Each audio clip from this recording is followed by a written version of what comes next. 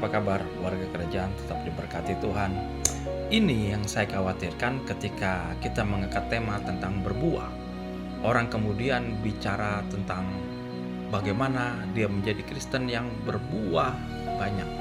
Mereka memakai ayat Yohanes 15 ayat 8. Dikatakan bahwa dalam hal inilah Bapamu dipermuliakan ketika kamu berbuah banyak dan kamu adalah muridku. Jadi orang berpikir, wah saya harus berbuah banyak, saya harus melakukan ini, saya harus lebih banyak senyum, saya harus lebih banyak mendoakan orang, saya harus lebih banyak untuk melakukan sesuatu untuk Tuhan. Padahal akhirnya ini bertentangan dengan ayat yang sebelumnya dikatakan bahwa ranting tidak dapat berbuah dari dirinya sendiri. Ketika kita masih berkata, saya harus berbuah, saya harus melakukan ini ke Tuhan, saya harus melakukan, itu kita yang berbuah. Sementara Yohanes 15 ayat 8 ini berkaitan dengan ayat 3 ayat sebelumnya.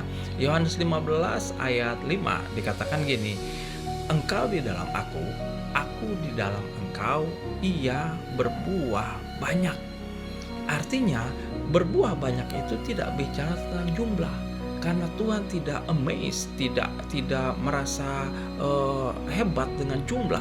Tuhan tidak fokus kepada jumlah. Lihat tentang persembahan. Bahkan yang 2 peser lebih berkesan daripada mereka yang memberikan banyak.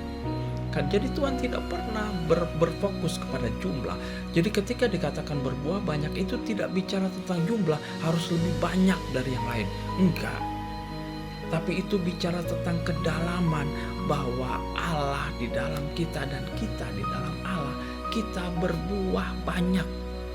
Jadi saudara jangan fokus sama berbuah, tapi berfokuslah kepada melekat kepada Allah. Bukan hanya Christ likeness seperti Kristus, tapi kita menjadi satu, menyatu, manunggal dengan Tuhan. Tuhan di dalam kita, kita di dalam Tuhan. Kita berbuah banyak. Jadi jangan salah saudara, jangan salah mengartikan berbuah banyak itu langsung berkaitan dengan jumlah. Enggak.